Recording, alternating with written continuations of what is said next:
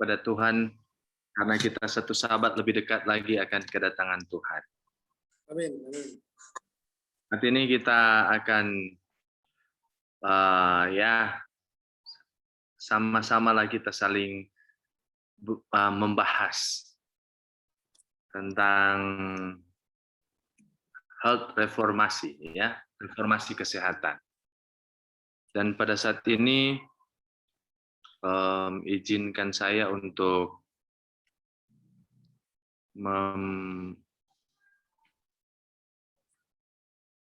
share screen ya.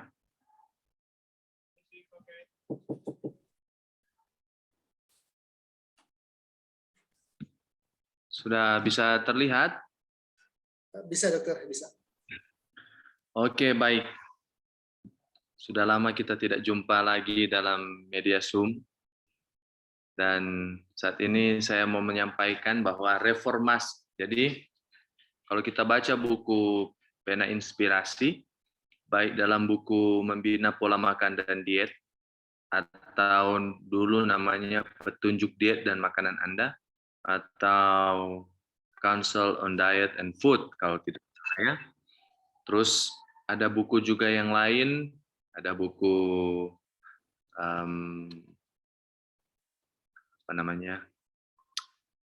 Ministry of Healing dan sebagainya. Mungkin barangkali kita bisa baca itu lagi ya. Nah, sebenarnya kalau di buku itu, kalau kita bahas sedikit bahwa penyakit itu adalah pelanggaran terhadap hukum kesehatan. Itu poinnya. Jadi kalau kita ada sakit, itu berarti ada masalah yang ada sesuatu pelanggaran yang kita buat melanggar hukum kesehatan.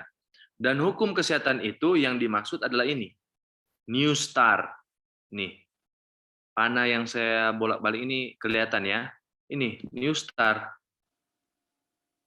Yang pada orang lain, yang pada narasumber lain buatnya hidup sehat. Sama sih sebenarnya isinya mirip. New Star. Maksudnya pelanggarannya ini. Kalau bukan ada pelanggaran salah satu atau lebih, mungkin nutrisi yang kurang sehat. Dan nutrisi sangat panjang ya kalau kita bahas. Bahkan orang yang vegetarian saja, kalau mungkin bisa lihat di slide yang saya sudah sampaikan, rekaman-rekaman sebelumnya, bahwa yang vegetarian aja, yang menyatakan saya vegetarian belum tentu lepas dari penyakit. Kalau dia tidak teratur dalam hal pola makan dan tidak makan daging, bukan berarti hidup sehat. Bisa saja tidak makan daging tapi masih makan gula, permen, susu, dan sebagainya. Jadi memang kalau betul-betul mau hidup sehat, memang mengkonsumsi makanan yang Tuhan ciptakan dan sesederhana mungkin. Paling sederhana, paling bagus. Paling sederhana yang Pena Inspirasi sampaikan adalah buah yang langsung dipetik. Itu paling sederhana. Langsung dipetik. Jadi lebih baik ada tanaman buah, sayur di pekarangan rumah. Jadi ada ladang di pinggiran rumah kita. Supaya kalau kita mau makan, bagusnya langsung dipetik. Itu paling sederhana. Dan teratur makan. Ya, nanti bisa dilihat aja slide-slide yang sebelumnya. Dan exercise, gerak badan. Water, air minum ya yang sehat. Yang cukup maksudnya. Sunshine, sinar matahari. Temperance, pengendalian diri. Air, udara yang bersih. Rest, istirahat, dan trust in the Lord. Percaya kepada Tuhan. Nah, jabaran yang lain itu hidup sehat.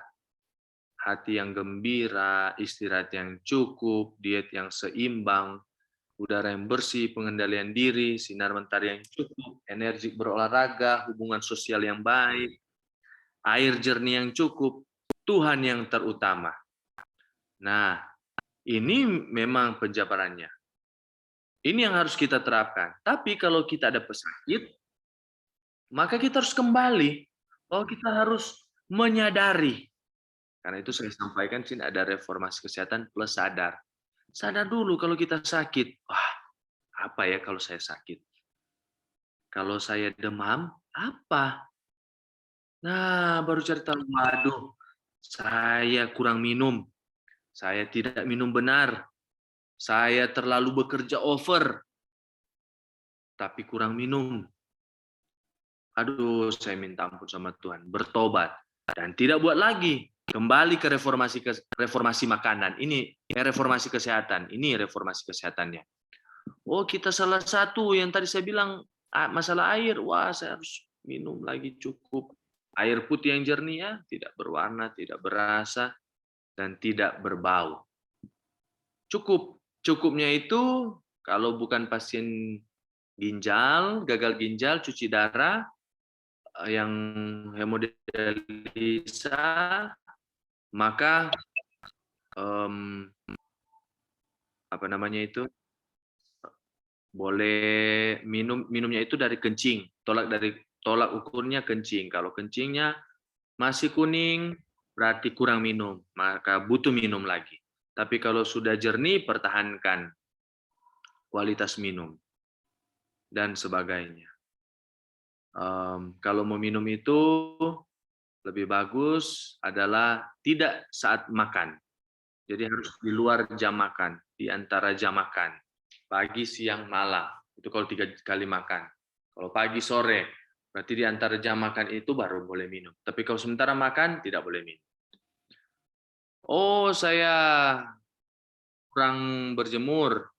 Atau saya sudah melakukan semuanya, tapi tidak ada pengendalian diri. Nah, ini pengendalian diri sangat berperan. Saya lewat-lewat saja dulu. Kuncinya ya ini, hidup sehat tadi ya, lifestyle. Yang new start, hati yang gembira, istirahat yang cukup.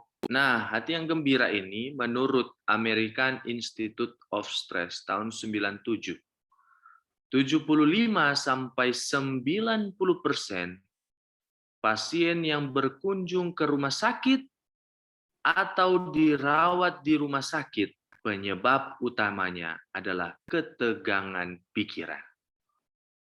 Jadi, pikiran sangat penting.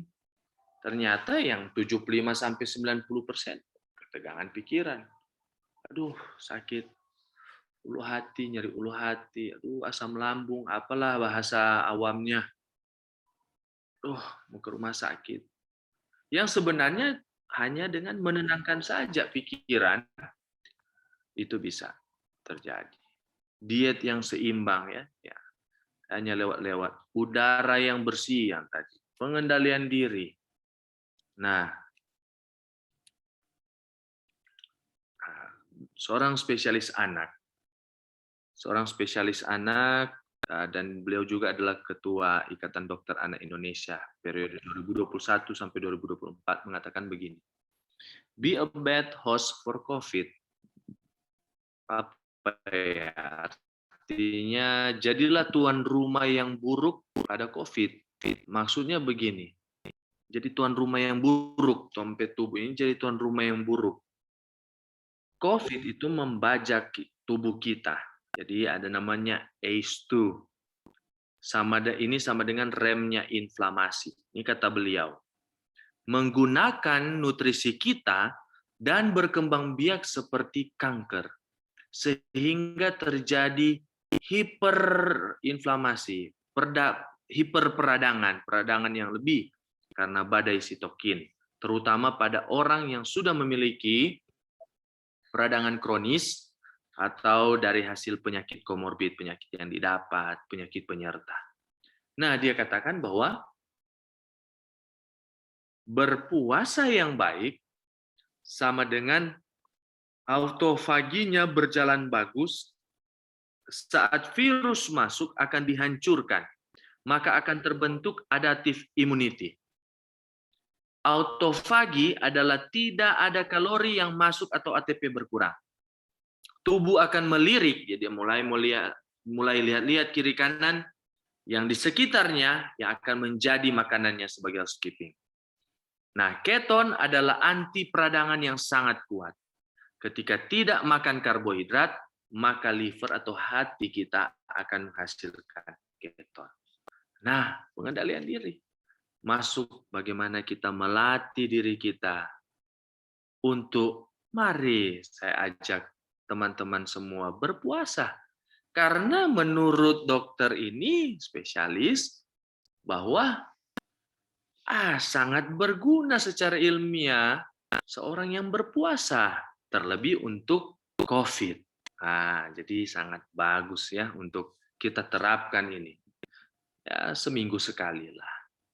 Dan memang kalau baca-baca, lebih baik puasa itu kita ambil pada hari Sabat. Sinar matahari yang cukup, energi berolahraga. Kita memiliki hubungan sosial yang baik. Air minum yang cukup. Dan yang terakhir, Tuhan yang terutama.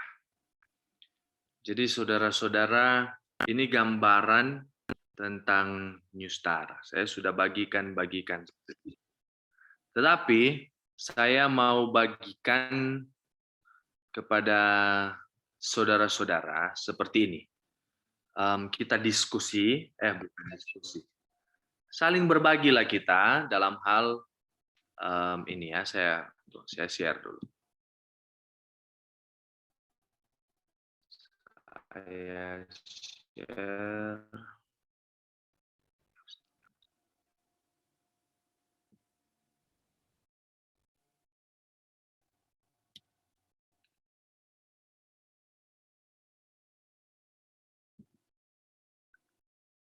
Ya, bisa terlihat ya ini ya.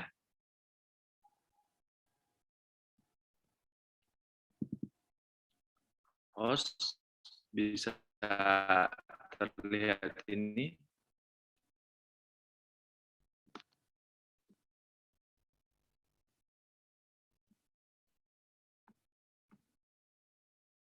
Apakah slide saya sudah terlihat?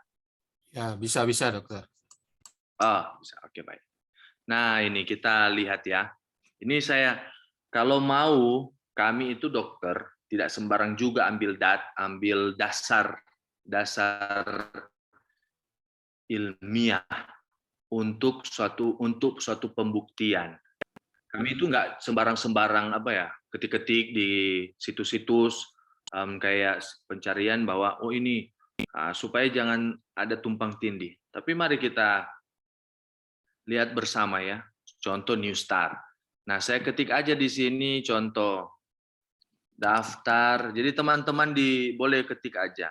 Ya ini, daftar situs jurnal kedokteran. Nah, ini supaya bisa kita lihat. Nah, kita enter. Kemudian kita bisa lihat. Nah, ini kan ada. Nah, kita item lainnya. Kita buka aja begini. Supaya memudahkan kita.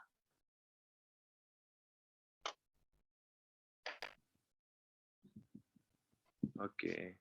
Nah, biasanya ini daftar jurnal nih.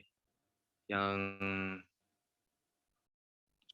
daftar jurnal. Ya, ini ada situsnya. New England Journal of Medicine. Ini dia punya situs di bawah ya, tinggal kita klik tek. Nah, ada JAMA, Journal of the American Medical Association. Ada PubMed. Ini masuk dari situs-situs semua. Nah, saya coba PubMed. Contoh buka. Klik. Oke. Kita klik. Jadi karena ini banyaknya. Kalau memang mau suka, bisa cek di teman-teman search aja sesuka hati. Ini situs-situsnya ini National Center for Biotechnology Information, National Library of Medicine. Nah, cuma klik aja gini, search aja contoh kan New Star ada nutrisi. Nah, nutrisi ilmiahnya, oke, coba vegetarian. Vegetarian coba. Kita vegan dia, vegetarianisme aja lah. Kita klik, kita enter, search. Kemudian nah ini jurnal-jurnal ini. Biasanya kami mengambil jurnal itu sebenarnya biar lama enggak masalah, cuman takutnya 5 tahun terakhir seperti itu biasanya lebih. Nah, ini bisa lihat ini ada vegetarian, ini ada manfaat vegetarian semua ini. Ada yang kita contoh cari ini ya ini. Vegetarian diet in chronic kidney disease. Nah, jadi a friend or foe. Nah, gitu kan. Ini diet vegetarian untuk gagal ginjal, pasien-pasien yang mau cuci darah contoh. Mengarah-mengarah ke cuci darah. Nah, kalau stage yang terakhir ya contoh seperti ini kan. Namun maaf saya ini kurang paham tidak terlalu lancar dalam bahasa Inggris. Jadi ya biasanya kalau mau cari lihat aja konklusinya. Konklusi itu kesimpulan. Nah, ini kita search. Nah, ini konklusi. Nah, ini ya. Contoh kita copy aja ya kita. Nah, copy. Terus itu ini ada translate. Ini bagi teman-teman kita yang di Indo. Nah, Indonesia, ini kita paste. Nah, ini keluar. Jadi konklusi dari yang tadi itu berdasarkan hasil yang disajikan, tampaknya diet vegetarian memberikan nutrisi yang cukup dan memberikan banyak efek menguntungkan. Dampak dari diet vegetarian dirangkum dalam tabel 2. Berarti ada tabelnya kan tadi di atas. Diet vegetarian yang terencana dengan baik. Nah, jadi memang benar kalau dari sini kutipan saya lihat menyatu dengan kutipan pena inspirasi. Nutrisi itu bukan cuma sekedar makanan vegetariannya, tetapi harus teratur. Nah, di sini disampaikan diet vegetarian yang terencana. Nah, terencana itu maksudnya ya memang sudah direncanakan. Kalau ada orang kan 2 kali makan sehari lebih baik dari 3 kali makan. Nah, mau rencanakan yang mana? Mau 2 kali makan sehari atau 3 kali? Nah, itu kan terencana. Oh, kalau makan itu makan pagi lebih banyak dari makan siang. Terus kalau makan sebelum lapar berarti sebelum. Kemudian kalau saya baca, makan sayur diusahakan jangan campur dengan buah. Dan usahakan jangan makan sayur pada malam hari. Nah, itu diet menurut saya itu terencana ya, diet vegetarian terencana. Dengan baik dikaitkan dengan manfaat kardiovaskular. Ini pembuluh darah jantung. Nah, ini kardiovaskular dan koreksi komplikasi yang menyertai ini CKD itu gagal ginjal tadi, chronic kidney disease. Manfaatnya terkait dengan sejumlah besar serat makanan. Karena sayur-sayuran banyak serat. Asam lemak, asam folat, kalium, magnesium, vitamin E, vitamin C, karoten biasa di wortel, serta banyak fitokimia yang terkandung. Selain itu, pasien yang memutuskan untuk beralih ke diet vegetarian juga dapat mengadopsi praktik gaya hidup baik lainnya, termasuk tingkat aktivitas fisik yang lebih tinggi. Berarti harus sudah gerak badan, exercise. Nah, berarti sudah masuk ini exercise, sudah masuk di penelitian ilmiah ini. Baru dia bilang apa? Menahan diri dari merokok. Ada pengendalian diri, temperance. Nah, ini menahan diri dari merokok dan mengurangi konsumsi alkohol. Ternyata dasar pembuktiannya ada di sini bahwa kalau di Alkitab jangan gunakan tembakau atau konsumsi alkohol mabuk-mabukan. Nah, ini ada dasarnya di sini. Ternyata kalau melihat ini ada hubungannya dengan gagal ginjal. Nah, karena Karena faktanya bahwa makanan vegetarian mengandung lebih sedikit protein dibandingkan makanan berbasis daging, tampaknya baik untuk pasien gagal ginjal. Namun, laporan mengenai pengaruh vegetarian pada perkembangan gagal ginjal masih saling bertentangan. Jadi ini maksudnya, namun laporan mengenai pengaruh diet vegetarian pada perkembangan gagal ginjal masih saling bertentangan. Menurut beberapa peneliti, konsumsi diet vegetarian memperlambat perkembangan cedera ginjal. Nah, jadi dia memang memperlambat kalau ginjal kita baik-baik, memang dari awal kita makanannya vegetarian, oh berarti kan ginjal lagi sehat-sehat saja. Tapi kalau sudah sempat cedera, maka kalau makan vegetarian akan apa dia bilang? Memperlambat. Nah, gitu. Jadi kan setidaknya memperpanjang hidup kita. Nah, gitu. Dan sebagainya. Nanti bisa dicek lagi ya. Nah, itu. Nah, ini jurnal ini tahun bisa dilihat di sini. Nah, ini dipublish 2017. Berarti 5 tahun yang lalu. Kami masih digunakan kalau bikin karya ilmiah kami ini masih bisa digunakan. Contoh seperti itu. Contoh kalau dalam buku Pena Inspirasi menyatakan bahwa kan Nyonya White menyampaikan reformasi makanan itu kalau dia memang dari konsumsi makan daging hebat-hebat bahkan banyak, tidak boleh langsung terjun payung, langsung makanan sayur-sayur buah-buahan, langsung begitu tidak boleh. Nyonya White sampaikan bahwa harus bertahap artinya. Dan saya yang vegetarian bukan menjadi tolak ukur bagi saudara-saudara langsung, tuh Dokter Hansel boleh begitu. Jangan. Artinya ada yang masih makan ikan, bertahap dari daging makan ikan, atau dari makan banyak daging mulai dia sedikit atau mulai langsung kurangi. Ya, itu bagian dari reformasi makanan. Jadi jangan pernah berpikir bahwa reformasi makanan itu langsung dari makan daging banyak-banyak langsung loncat jadi vegetarian murni, langsung loncat. Tidak, harus bertahap dan memang betul-betul, tapi ada progres ya, turun. Tapi jangan langsung terjun bebas. Nah, contoh yang masih makan ikan sedikit, tapi sudah memperbanyak gaya hidup vegetarian. Nah, itu contoh orang-orang Mediterranean. Contoh kita tulis saja Mediterranean style. Nah, gaya orang Mediterania yang dari Yunani ini. Nah, contoh ini ya. Coba kita lihat. Ini ada nih. Mediterranean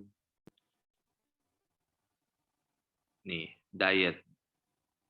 Primary dan secondary, pencegahan primer dan sekunder bagi jantung, penyakit jantung. Oh, ini banyak ini. Ya kan? Nah, coba kita buka ini yang pertama lah. Atau metabolik, mana-mana lah kita satu-satu contoh. Nah, ini tahun 2019. Wow, masih sangat boleh ini berarti kan? Nih. Ada di sini. Kita tinggal cari dia punya konklusi. Tapi biasanya kalau panjang ya nanti teman-teman semua sahabat yang ada di Zoom bisa cek-cek lah ya supaya menambah wawasan bahwa apa yang kita selama ini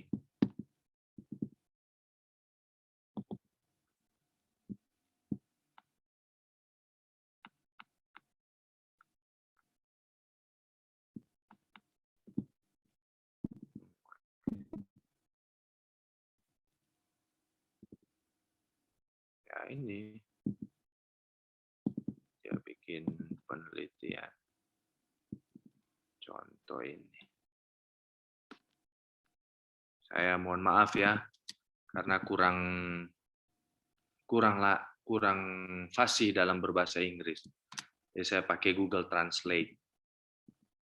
Nah, contoh ini kan, diet gaya Mediterania untuk pencegahan penyakit kardiovaskular. Sudah diketahui bahwa diet memainkan peran utama dalam risiko penyakit jantung. Pola diet Mediterania tradisional menjadi perhatian khusus karena pengamatan tahun 1960 bahwa populasi negara-negara di wilayah Mediterania seperti Yunani dan Italia memiliki angka kematian yang lebih rendah akibat penyakit kardiovaskular dibandingkan dengan populasi Eropa Utara atau Amerika Serikat. Mungkin sebagai akibat dari kebiasaan makan yang berbeda. Nah, ini bagus kan? Ini gaya makannya. Maksudnya dia menurun supaya aman. Kita search lah. Nih, Mediterania diet adalah. Nah, bukalah di sini supaya kita lebih. Coba buka ini. Nah, diet Mediterania adalah diet yang diadaptasi dari pola makan penduduk kawasan Mediterania. Kan ini bermanfaat untuk kesehatan tubuh. Nah, ini dia bilang, olahan masakan Mediterania memang bervariasi menurut wilayah dan negaranya.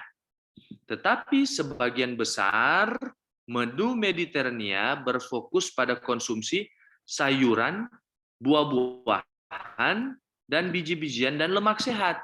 Nah, tapi Mediterania ini tidak murni vegetarian ya, karena dia juga melibatkan sumber protein hewan yang sehat seperti katanya ini daging ayam tanpa kulit. Tanpa kulit dan ikan. Artinya berarti saya berpikir seperti kitab Ulangan. Memang bukan makanan itu daging dan lemak dan darah. Bukanlah makanan. Jangan sekali-sekali kamu makan lemak dan darah. Turun temurun. Karena memang kalau di kulit banyak lemaknya. Seperti itu.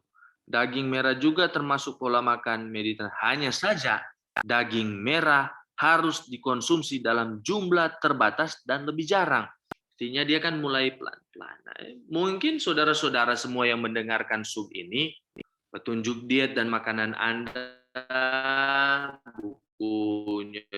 buku Roh Nubuat dari yang ditulis oleh Nyonya White, dia mengajak kita kalau memang mau hidup sehat oleh reformasi makanan, mari kita ini. Kalau belum bisa vegetarian, mari terapkan gaya Mediterania, diet Mediterania. Bagaimana mengurangi, tapi lebih banyak di sayur-sayuran, buah-buahan, biji-bijian. Nah, barangkali itu yang saya mau sampaikan. Boleh juga kita mau tes-tes yang lain, apalah ya, manfaat istirahat. Kalau istirahat, apa ya?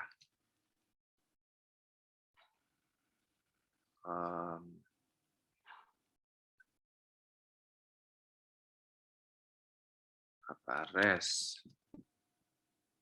Kemudian melatonin. Nah, mungkin ini hormon melatonin.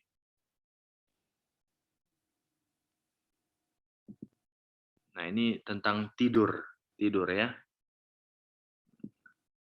Melatonin. Nah, ini bisa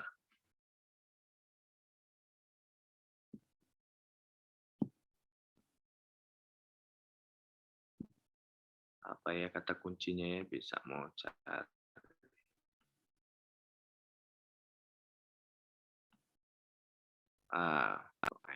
Ini contoh melatonin, hormon melatonin pada gagal jantung. Ini masih tanda tanya sih. Coba cari-cari yang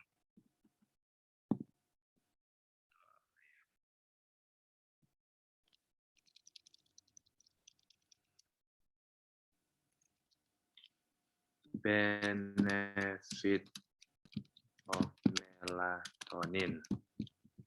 Nah, kita bisa sama-sama.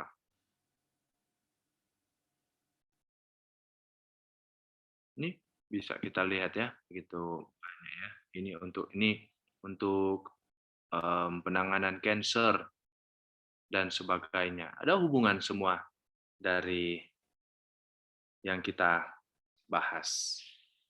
Jadi barangkali itu yang bisa saya bagikan kepada saudara-saudara di rumah yang ada mendengarkan.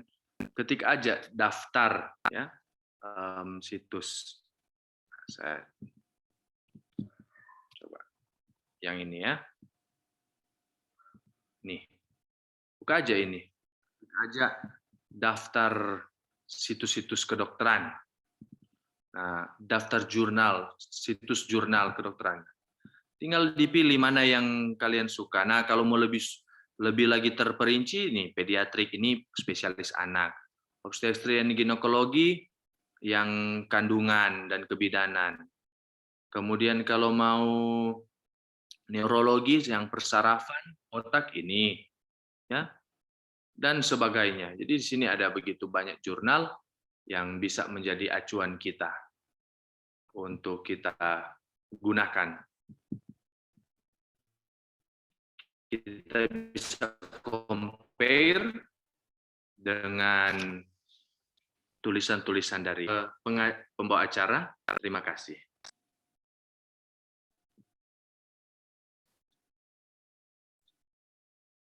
Terima kasih Dr. Hansel dengan pembahasannya. Baik, nanti untuk pertanyaannya kita akan gabung setelah pembahasan dari Pendeta Tilar ya. Jadi pertanyaannya kita akan gabung belakangan. Baik, sekali lagi terima kasih Dr. Hansel dengan pembahasannya. Dan saya pikir ini sangat bermanfaat untuk kita semua untuk menjaga pola kesehatan kita. Untuk pembahasan selanjutnya saya serahkan kepada Pendeta Tilar dengan pembahasan terkait kekebalan akhir zaman. Silakan Pendeta.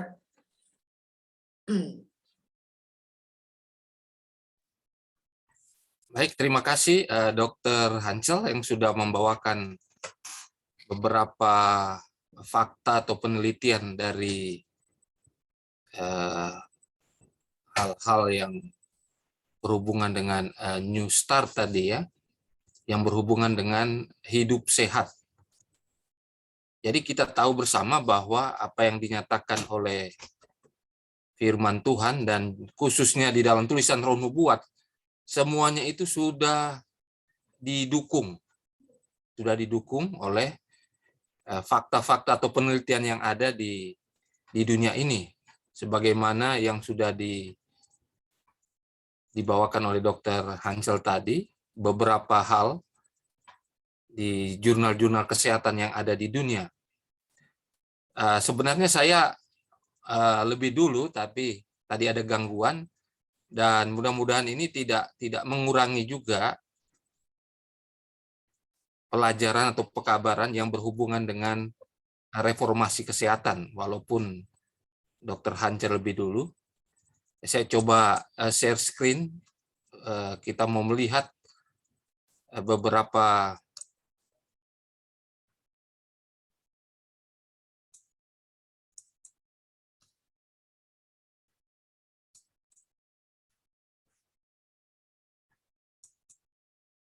jadi di dalam kutipan Roh Nubuat ini,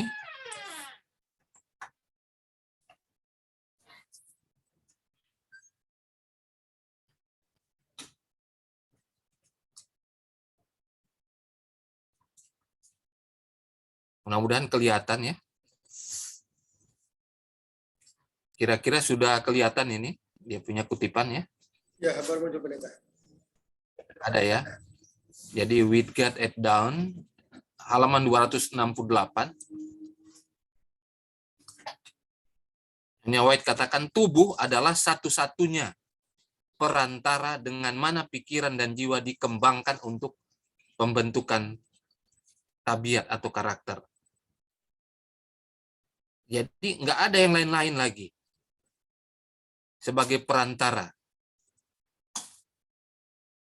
bagi pikiran dan jiwa kita supaya karakter itu dibentuk. Tentunya karakter yang dimaksudkan adalah tabiat atau karakter Yesus, di mana itu menjadi sasaran bagi kita seluruh umat Tuhan supaya bisa diselamatkan.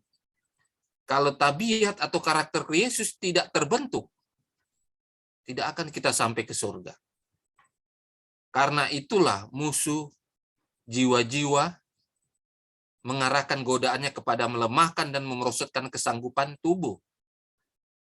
Keberhasilannya dalam hal ini berarti penyerahan seluruh tubuh kepada kejahatan. Jadi memang sasaran setan adalah tubuh saudara di mana ada pikiran dan jiwa. Kalau bisa dikendalikan, ya, maka dia sudah dapat dikatakan berhasil menyerahkan seluruh tubuh saudara kepada kejahatan. Jadi di satu pihak, Kristus melalui Roh Kudus berusaha supaya kita manusia, khususnya umat Tuhan, bisa membentuk tabiat Yesus itu. Karena syarat ke surga adalah Yesus. Jadi tubuh, pikiran, jiwa itu dipelihara. Baru bisa dikatakan apa? Kita siap ke surga. Ya. Dalam amanat kepada orang muda 160, tidak seorang pun dari antara kita yang akan menerima meterai Allah, sementara tabiat kita mempunyai cacat atau noda. Karena kita bicara tentang reformasi kesehatan. Reformasi kesehatan, ujung-ujungnya, intinya adalah pembentukan tabiat seperti Kristus. Karena apa? Karena kalau sudah sempurna tabiat kita seperti Kristus, kita siap dimeteraikan nantinya. Ya, tentunya kita tahu, kita sementara menunggu apakah kita ini akan mengikuti meterai Allah atau tanda binatang itu. Dan itu bisa jadi sementara belum disahkan Sandelo, karena setelah Sandelo itu maka ada pemeteraian secara global. Di dalam kehidupan kita pribadi-pribadi, kalau kita sudah memiliki tabiat Yesus dan Tuhan sudah periksa nama kita, karena kita dalam proses penghakiman sekarang, bisa saja kita sudah diperiksa nama kita di surga, dihakimi, dan itu sudah dimeterai. Pemeteraian itu dapat terjadi ketika tabiat saudara dan saya tidak bercacat. Artinya, tabiat Kristuslah yang dibentuk. Ya. Dalam Selected Messages jilid 3, 387, hanya mereka yang adalah murid Alkitab yang setia, mengasihi kebenaran, akan terlindung dari penipuan besar. Dari setan tentunya ya. Dengan kesaksian Alkitab sajalah akan tampak si penipu itu dalam. Jadi saudara, kita belajar ya, apa yang dinyatakan oleh firman Tuhan, Alkitab dan Roh Nubuat sehubungan dengan pelajaran kita malam ini tentang reformasi kesehatan yang sudah dibawakan tadi oleh Dr. Hans, dan fakta-fakta yang ada, yang ternyata di dunia ini juga mereka mendukung apa yang sudah dinyatakan oleh kebenaran firman Tuhan melalui tulisan ilham atau inspirasi Roh Nubuat. Saya ketika mengadakan penelitian tentang puasa dan doa, ya, tentang puasa untuk ambil tesis, saya masuk di beberapa perpustakaan non-SDA, beberapa sumber dari sana. Lihat, tulisan Roh Nubuat, Alfa dan Omega, itu ada di sana. Ya, di beberapa library dari GBI, dari gereja-gereja yang lain, Pentakosta, STT Teologi, dan beberapa yang lainnya. Saya perhatikan ternyata tulisan Alfa dan Omega sudah menjadi referensi bagi para pelajar baik S1, S2, dan S3 untuk mereka mempertahankan tesis atau mereka punya disertasi. Saya coba bertanya kepada petugas di library di tempat mereka itu, yang bukan Advent, saya tanya, apakah tulisan Alfa dan Omega itu menjadi referensi? Oh iya katanya. Ya. Itu sudah menjadi referensi di pendidikan di seluruh dunia. Jadi kita tidak perlu ragu-ragu dan takut lagi. Ternyata tulisan Roh Nubuat juga sudah diakui di dalam dunia, di seluruh dunia. Saudara-saudara, dalam 15-20 tahun yang lalu, atau 15-20 tahun terakhir ini, tulisan Roh Nubuat sudah diakui. Ya. Padahal sudah jauh hari sebelumnya. Tulisan ini sudah dibuat, tetapi memang belum secara global diakui, khususnya di dalam hal-hal kesehatan. Tetapi akhirnya mereka akui dan menjadi referensi bagi saudara-saudara kita yang mengambil S1, S2, dan S3. Saudara, kalau kita adalah pelajar Alkitab dan juga Roh Nubuat yang benar, maka kita tidak akan tertipu oleh kuasa-kuasa setan yang menipu kita. Dalam hal ini, berbicara tentang kesehatan. Ya. Dikatakan oleh Rasul Paulus, jangan kamu menjadi serupa dengan dunia. Berubahlah oleh pembaruan budimu. Ini pertobatan, ya. Sehingga kita bisa membedakan kehendak Allah, mana yang baik dan yang berkenan kepada Tuhan dan yang sempurna. Jadi hanya kitab firman Tuhan dan juga tulisan Roh Nubuat akan lebih banyak mengerti kehendak Allah, khususnya ketika kita berbicara dalam reformasi kesehatan. Saudara, ini kutipan Roh Nubuat dalam True Revival, ini dikhususkan untuk saudara dan saya, anggota-anggota SDA. Dikatakan Tuhan menyerukan kebangunan rohani dan reformasi rohani. Jika hal ini tidak terjadi, mereka yang suam-suam kuku akan terus tumbuh semakin membenci Tuhan, sampai dia menolak mengakui mereka sebagai anak-anaknya. Saudara, kutipan ini sangat mengerikan bagi saya pribadi. Dan mungkin bagi saudara, kalau saudara simak dan renungkan baik-baik. Ketika di dalam buku Wahyu pasal 3 dikatakan, Laodikia, suam-suam kuku, kita berbangga bahwa kitalah umat yang sisa yang terakhir yang dinubuatkan. Tetapi dengan situasi, keadaan yang suam-suam kuku. Apanya yang dibanggakan saudara di situ? Karena kalau sampai suam-suam kuku itu kita pertahankan, maka Tuhan akan memuntahkan. Tidak ada kebanggaan di situ. Yang bangga kita dinubuatkan benar adanya. Tetapi yang harus kita reform, kita reformasi, dan adakan kebangunan rohani adalah jangan menjadi suam-suam kuku lagi.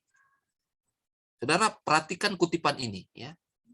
Jika hal ini tidak terjadi, tidak ada kebangunan rohani dan khususnya dalam reformasi kesehatan ini, mereka yang suam-suam kuku, yaitu saudara dan saya, Laodikia, akan terus tumbuh semakin membenci Tuhan. Saudara, jangan pernah meminta maaf lagi dengan keadaan saudara saat ini dalam hal kesehatan. Saya perlu tegaskan itu. Karena kita sudah lama mengetahui reformasi kesehatan. Bukan baru mulai lagi. Sudah lama, saudara. Ada yang sudah dalam kebenaran 40 tahun, 50 tahun. Saudara, belum ada langkah di dalam pembaruan kesehatan saudara.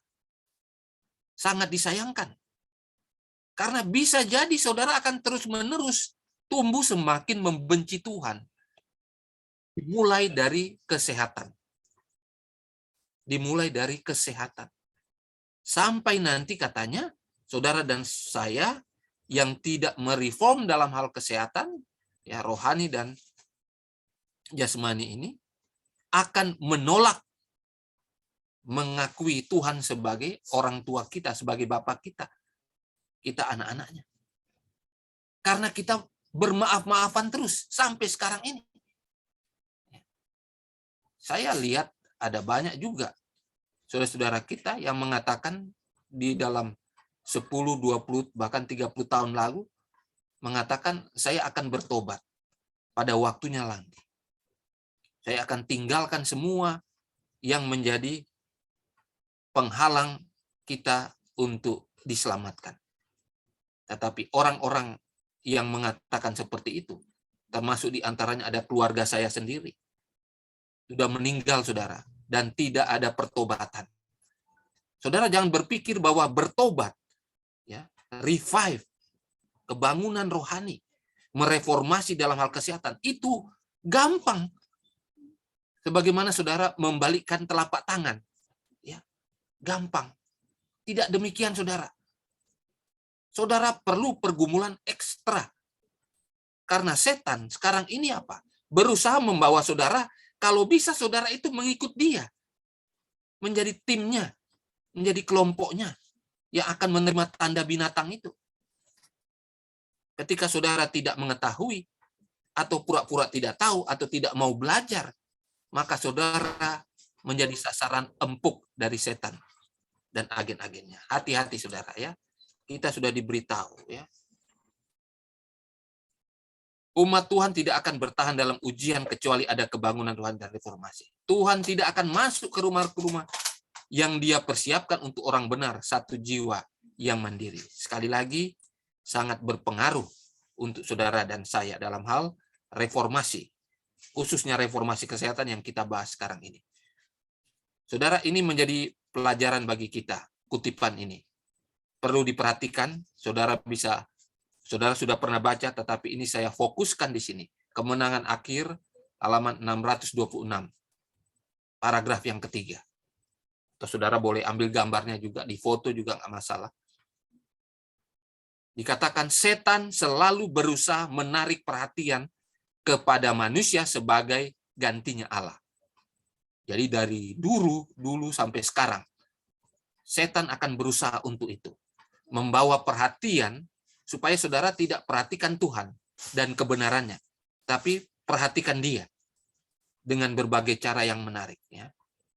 Dilanjutkan, ia atau setan menuntun orang-orang untuk memandang kepada uskup-uskup, pastor-pastor, profesor-profesor teologi sebagai gantinya menyelidiki Alkitab untuk mengetahui tugas mereka terhadap mereka sendiri. Saudara-saudara perhatikan, ya. Saudara sadar atau tidak sadar, mungkin saudara sudah alami atau sementara alami, atau saudara memang punya prinsip seperti itu. Kalau dia pimpinan, kalau dia uskup, pendeta, orang-orang teologi, profesor-profesor, mereka perlu didengarkan. Saudara hati-hati. Setan gunakan orang-orang seperti ini. Setan gunakan orang-orang seperti ini agar saudara dan saya tidak mengutamakan apa yang Tuhan ajarkan.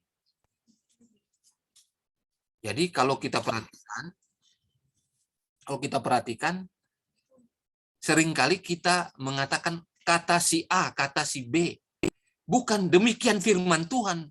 Bukan demikian apa yang Roh Nubuat katakan. Dan ini hati-hati, saudara. Jangan sampai seperti itu.